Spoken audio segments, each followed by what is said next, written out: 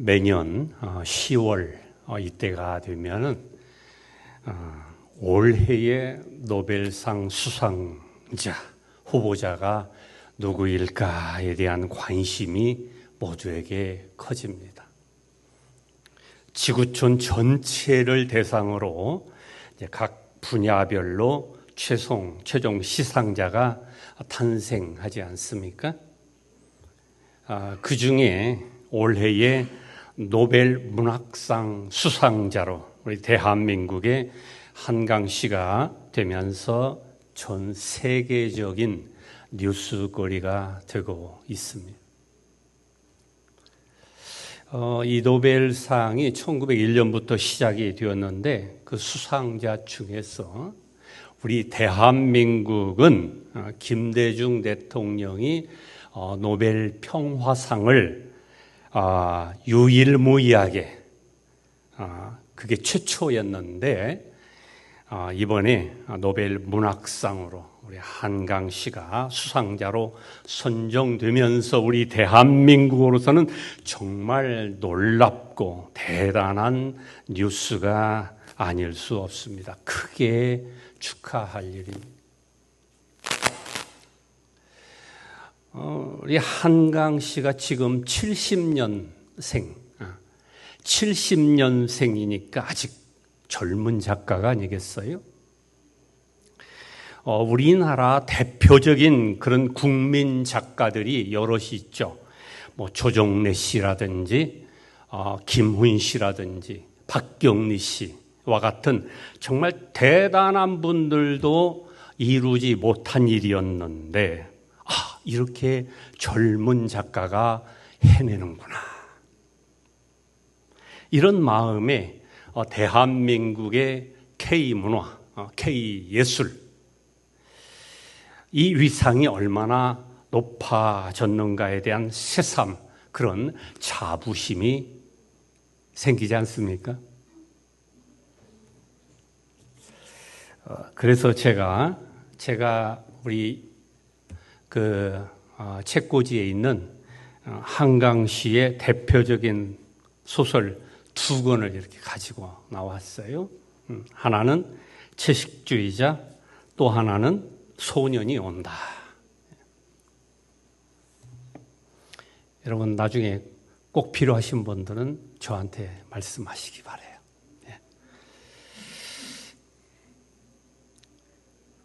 전 국민 스마트폰 시대가 도래하면서 모든 서점가들은 다 끝났다.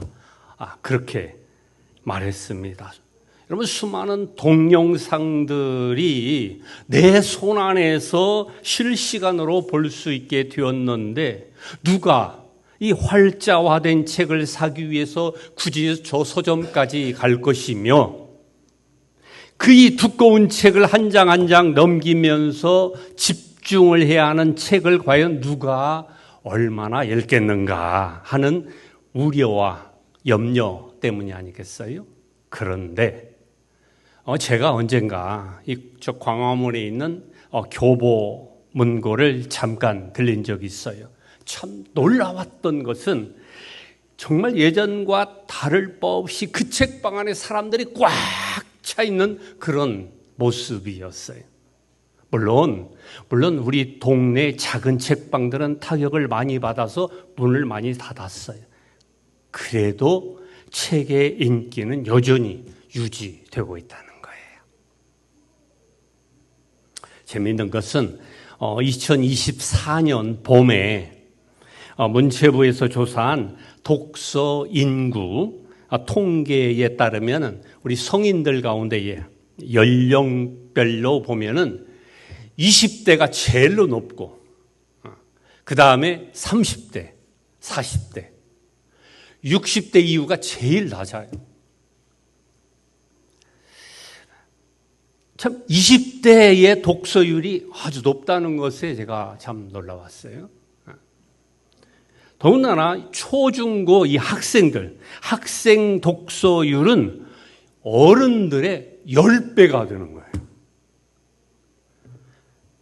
참 통계 수치를 보면서 이 역시도 이 스마트폰 시대에 아주 이례적인 일이 아니겠는가 하는 그런 생각을 해 보았습니다.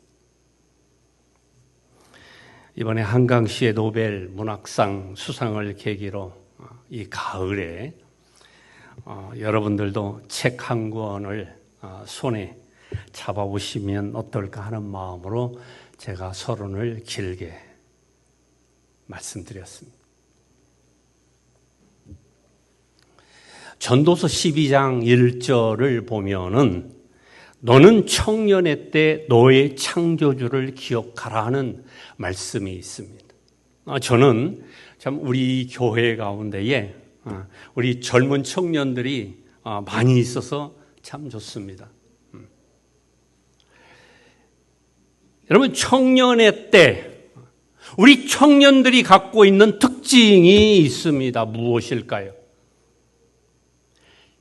저들의 무한 가능성, 잠재력, 자신감, 야망, 무한 능력.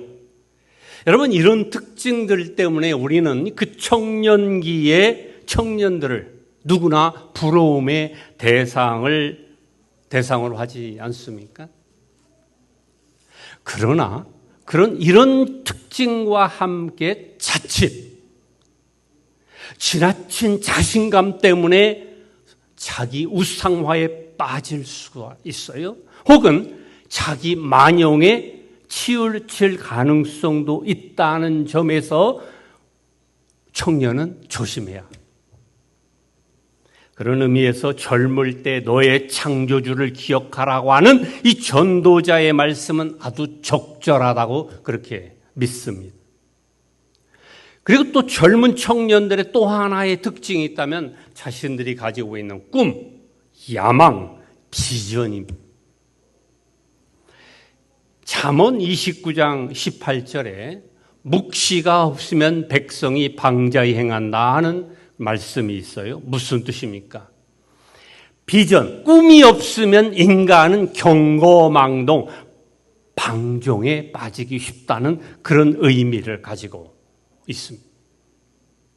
다만 여기서 꿈과 비전의 차이가 있는데, 여러분, 꿈이라고 하는 것은 내 머릿속으로 이런 상상, 저런 상상을 즐기는 것으로 끝나는 것뿐 거기에 구체적인 행동, 책임이 뒤따르지 않습니다. 이거에 비해서 비전이란 지금 내 눈에는 보이지 않지만 나의 시선이 오늘을 넘어서 저 먼 곳을 향하고 있어서 그곳에 내 자신을 부단히 맞추고 애쓰며 노력하기 때문에 그 어떤 결과를 초래하게 되어 있습니다. 그런 점에 있어서 비전과 꿈은 분명히 구별이 되는 것입니다. 비슷하면서도 다른 뜻을 가진 야망, ambition, 이 야망이 있는데 이 야망이란 자기 목표, 자기 목적을 이루기 위해서 때때로 수단과 방법을 가리지 않는다는 점에서 자기 욕망, 망상에 더 가깝습니다.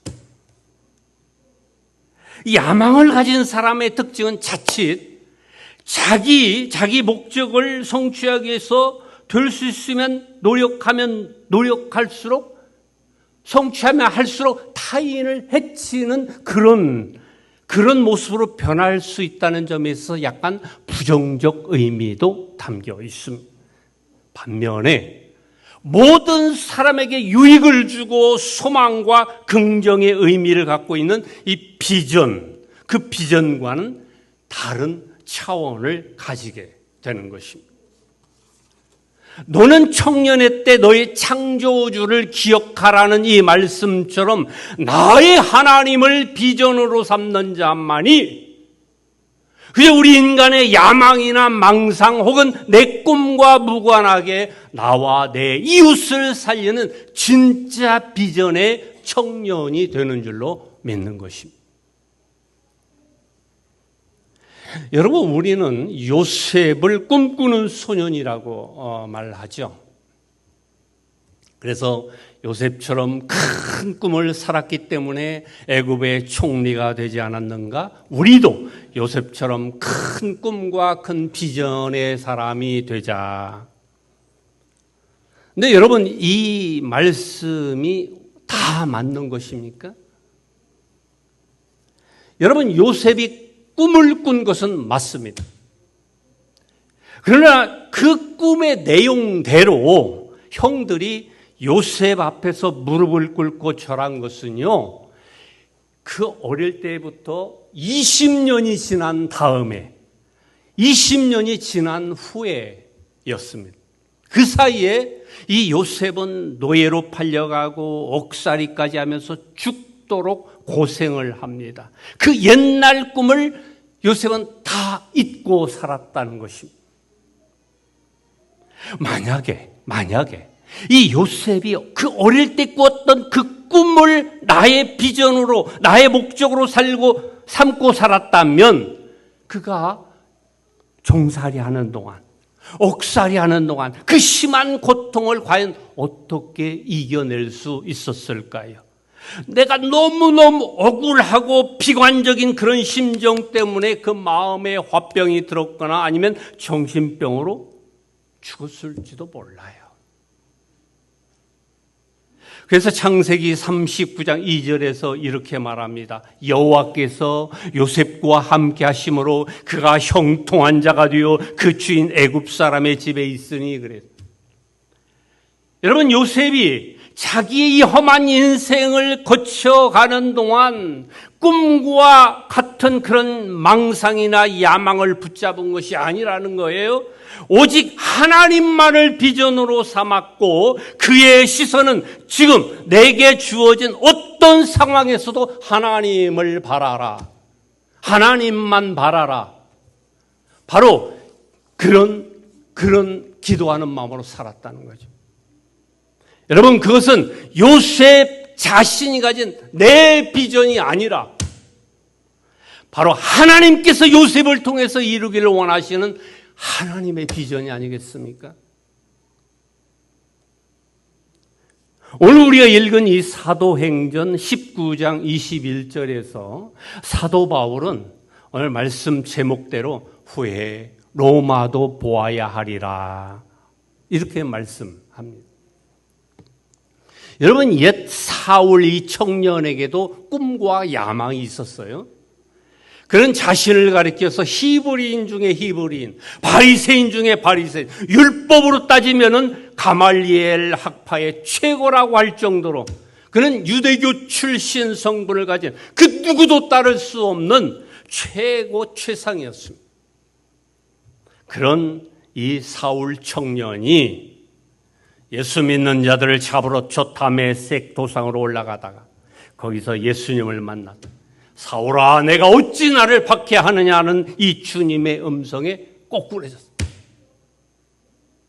사흘 동안 아무것도 보지 못하다가 그리고 나중에 그 눈에 비늘이 벗겨졌다 그랬어요. 그는 주님의 빛에 사로잡혔고 그토록 부정하던 그 예수를 자신의 구주로 인정합니다. 그리고 나서 그 기쁜 마음, 그 들뜬 마음, 그 전하고 싶은 이 마음을 가지고 그리고 이제 복음을 전하러 나갑니다. 그런데 뜻밖의 이 유대인들이 저 배신자를 당장 죽여라 하고 위협하면서 달려듭니다. 그는 그 다메섹에서 겨우 도망쳐 나옵니다.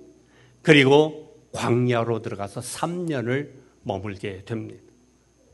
3년 동안 그 광야에서 이제 내공이 쌓이게 되니까 이제 내가 예루살렘으로 가리라 하고 더 큰 예루살렘으로 들어갑니다. 그런데 그곳에서도 역시 저 무서운 사울 청년이 무슨 흉계를 꾸밀지 몰라 하는 이런 마음으로 이 사울에 대해서 경계심을 풀지 않습니다.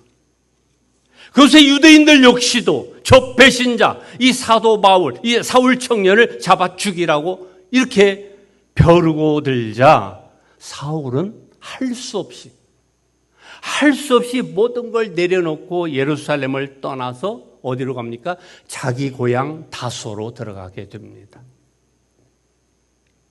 낙향을 하게 된 거죠.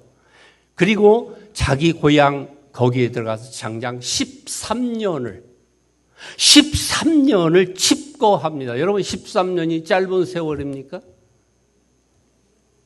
젊은 청년 꿈과 야망을 가졌던 이 사울이 예수 믿는 자로 개종하고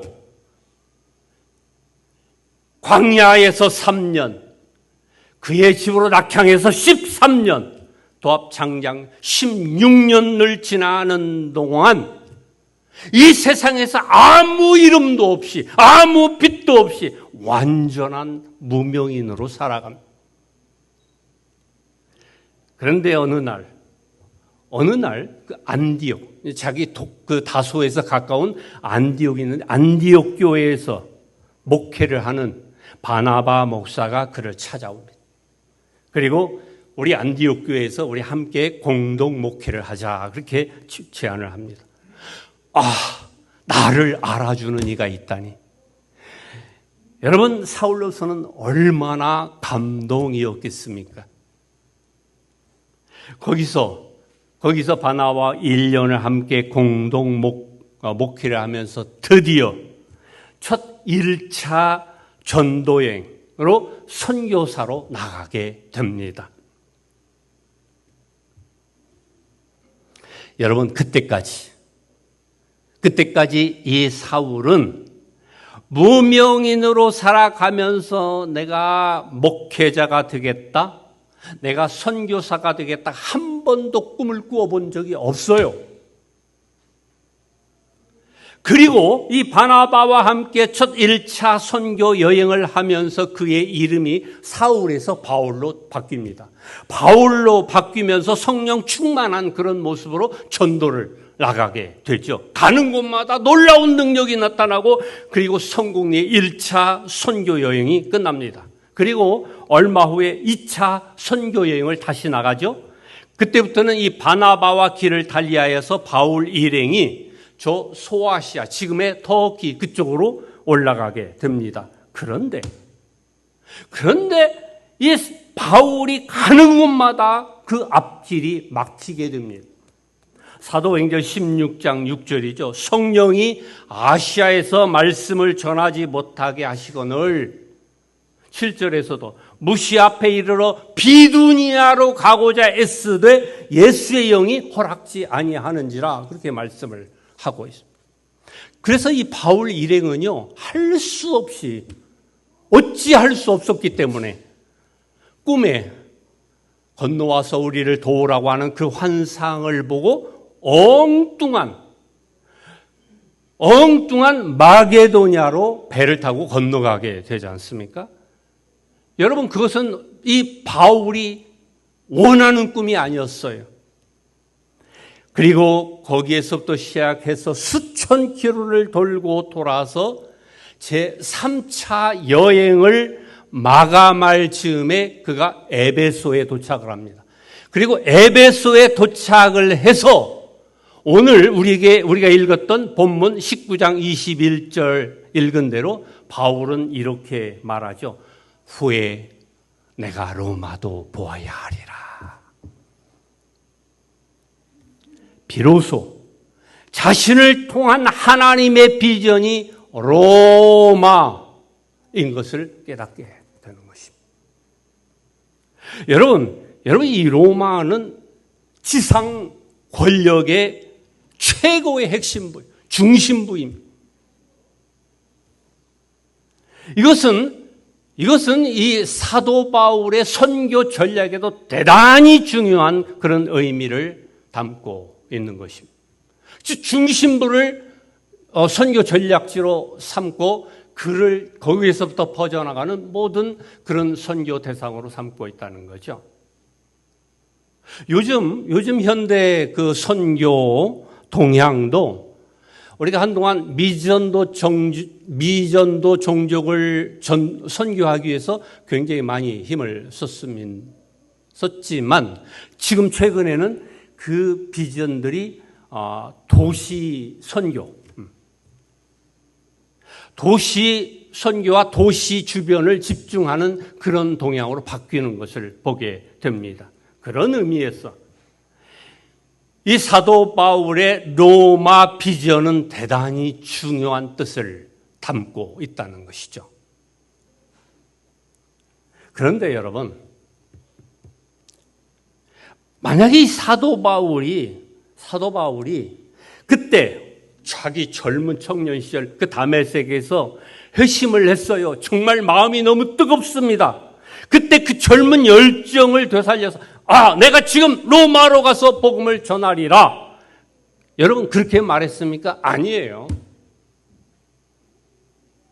그는 다메섹 회심 후에 이 청년의 열정이 크게 불타고 있었지만 그로부터 20년이 지난 후에야 나의 마지막 비전은 로마로구나. 그렇게 깨닫게 된 것입니다. 그때까지 하나님께서는 이 사도 바울이 제1차, 2차, 3차 선교 여행을 하면서 수도 없이 매맞고 고통당하고 길이 막히고 죽을 고비를 겪어야 했지만 그 모든 삶의 현장들을 통해서 하나님은 그를 그분의 도구로 만들어 가셨던 것입니다. 그리고 마침내 합당한 도구가 되었을 때 하나님은 그를 통해서 로마 제국을 새롭게 하시려고 하는 그런 하나님의 비전을 이루어 가셨습니다. 왜요? 그것은 바울의 비전이 아니라 하나님의 비전이었기 때문에 그렇습니다.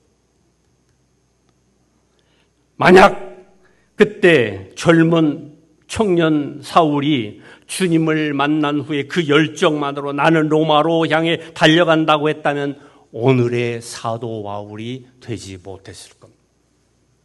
그것은 자칫 자신의 꿈과 야망이 될 수는 있을지 몰라도 하나님의 비전과 무관하기 때문입니다. 여러분 우리 인생 가운데 우리가 살아가는 인생 중에서도 분명 하나님이 원하시는 꿈, 비전이 있지 않겠습니까? 그래서 우리는 인생이라고 하는 이 하얀 백지 위에서 하루하루 그리고 매일매일 우리가 점을 찍어 가고 있습니다. 하얀 점, 빨간 점, 노란 점, 그리고 검은 점, 수없는 점들이 하얀 백지 위에 찍히면서 어떤 모자이크 모양이 만들어져 갑니다. 그리고 어느 날 그 모자이크 위에서 나를 통해 이루어 가시려고 하는 하나님의 비전이 그 안에서 보여지지 않겠습니까? 바울이 20년 만에 모자이크판에서 로마라고 하는 그 하나님의 비전을 읽어냈듯이 말입니다. 작년 연말 12월 달에 한국의 기독공보 신문사에서 거기에 땅끝 편지라고 하는 칼럼이 있는데 그 칼럼에 연재 글을 제가 부탁받아서 쓴 적이 있습니다. 매주 한 번씩 발행이 되는 그런 신문이기 때문에 제가 매주 한 편씩 써서 그 글을 보내야 합니다. 약 한 두어 달 동안 10회분을 써서 보냈습니다. 정말 그때 사실 글을 쓰는 것이 쉽지는 않잖아요.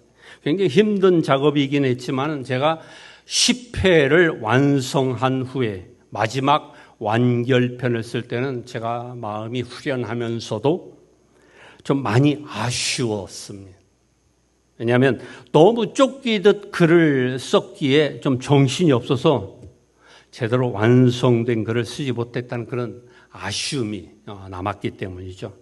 그래서 제가 언젠가는 다시 그 글들을 한번 손을 보리라 하고 제가 미뤄놓았던 그 원고들을 제가 최근에 다시 그걸 꺼내서 하나씩 손질을 하고 있습니다. 지금 제가 6회분까지 손질하고 또 분량도 좀 옛날에 비해서 좀 더 늘려서 제가 네이버 블로그에 제가 올리고 있습니다. 그리고 제가 어느 순간 뒤늦게 깨달았어요. 그때 제가 글을 쓸 때는 이제 주제별로 1번에서 10번까지 소 제목을 달아서 그렇게 완성을 하지 않았겠어요? 그런데 제가 이번에 글을 새롭게 다듬고 또 깊이 묵상하면서 그 10개의 서로 다른 그 제목의 글들이 하나의 공통 주제가 있다는 걸 알았어요. 그것은 애통함이라고 하는 큰 흐름이 그 안에 있다는 것을 깨닫게 된 거예요. 이 역시 하얀 백지 위에 모자이크처럼 작은 점들을 찍고 가다 보니까 처음에는 잘 몰랐지만 나중에 그 안에 애통이라고 하는 공통 분모가 눈에 보이는 것과 다르지 않았어요. 그리고 저는 그 10편의 글 맨 서두에 이렇게 새롭게 장식을 했어요. 애통하는 자 복이 있나니 그들이 위로를 받을 것이며. 무엇입니까? 우리가 바라고 꿈꾸는 비전은 지금 내 삶의 현장과 결코 동떨어져 있지 않다는 사실입니다. 하나님을 비전으로 삼고 살아가는 자가 누구보다도 내 현재 주어진 지금의 삶, 내 현장에 충실해야 된다는 이유인 것입니다. 그렇지만 여러분들이 발을 딛고 살아가는 오늘, 이 오늘이라고 하는 것은 바로 내일 그리고 미래의 나라고 하는 사람을 만들어가는 정말 소중한 발판이 된다는 사실. 지금 이 순간 나의 현장 또 지금 내가 가지고 있는 이것이 얼마나 소중한지를 깨닫게 되는 자만이 내일 하나님의 비전을 이루어가는 소중한 도구가 된다고 하는 사실을 우리가 알아야 된다.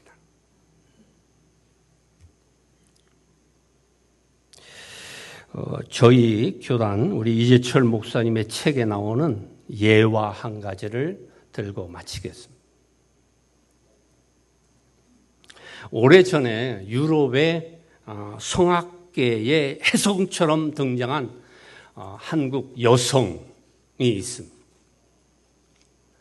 어느 날 그 여성은 뜻밖의 오페라 나비 부인의 주인공으로 발탁이 되게 되었습니다.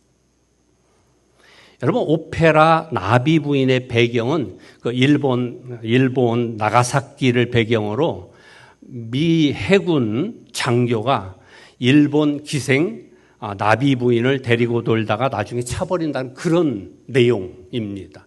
그것이 이제 오페라로 만들어진 거죠.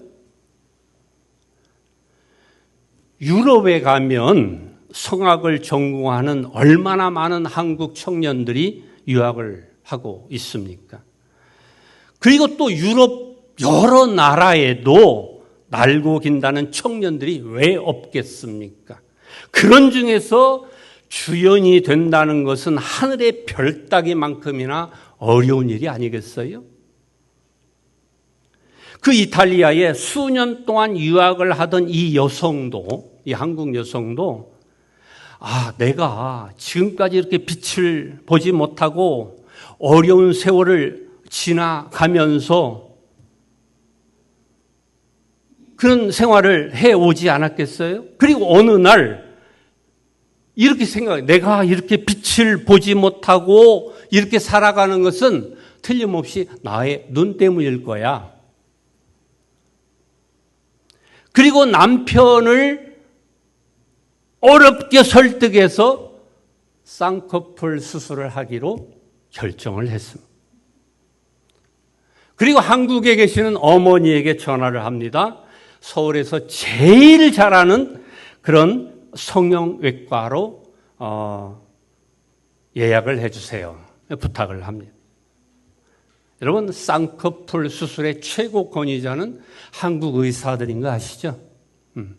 외국 사람은 그렇지 않잖아요. 다 쌍꺼풀이 있잖아요.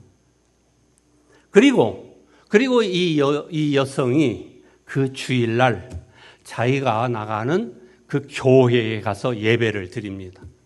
예배를 드리는데 하필 그 주간에 목사님의 설교 내용이 왜 주어진 것에 감사하지 않습니까? 왜 여자들은 멀쩡한 눈에 쌍꺼풀 수술을 받습니까? 수술 받고 나중에 죽어서 하늘 날아갔는데 하나님께서 넌 누구니?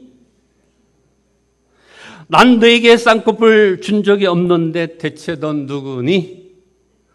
이렇게 부르면 어쩌시렵니까? 이런 말씀을 하신 거예요. 이 설교를 듣고 있던 그 여성의 마음이 어떠했겠습니까?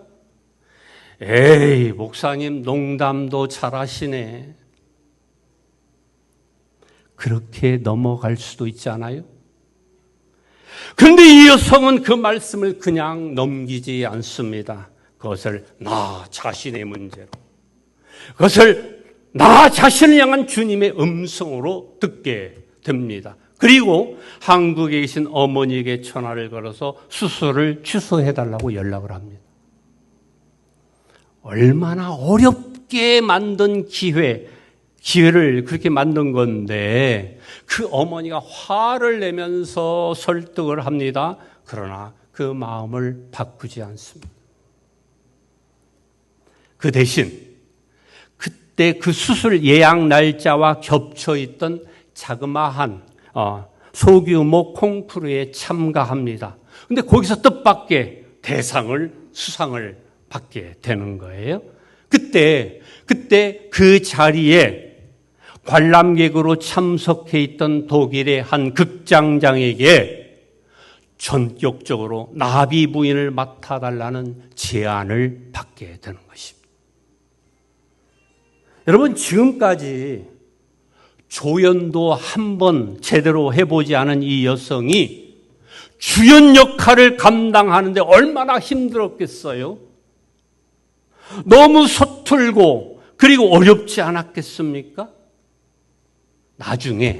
얼마 후 나중에 이 여성이 그 극장장에게 찾아가 묻습니다. 조용히 묻습니다. 이렇게 서툰 나를 왜 주연으로 뽑았습니까? 그랬더니 그 극장장의 대답이 너무 의외였습니다. 당신의 눈 때문에. 당신의 눈 때문에.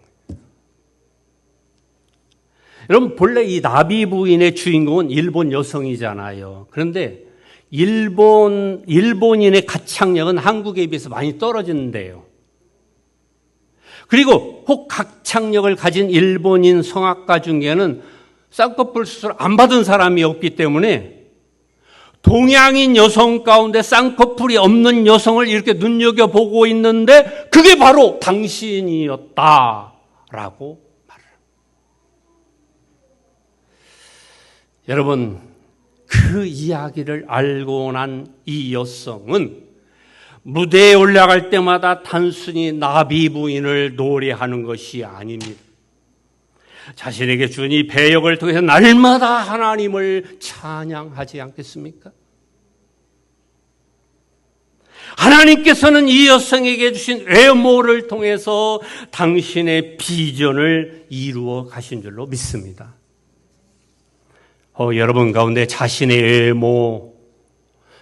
외모의 열등감 때문에 외모 때문에 스트레스를 받거나 혹은 실망감으로 살아가는 분은 안 계십니까?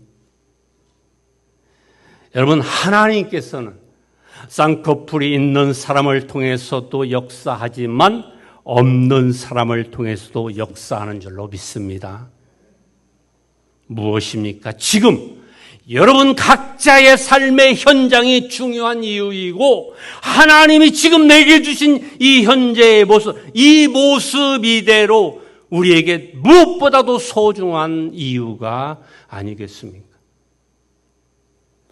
사랑하는 우리 티와나교회 성도 여러분, 사도 바울이 하루하루 삶을 통해서 20년이 지난 후에 로마라고 하는 비전을 발견한 것처럼 여러분의 삶의 현장을 통해서 여러분의 비전을 발견하는 그런 은혜가 있으기를 바랍니다.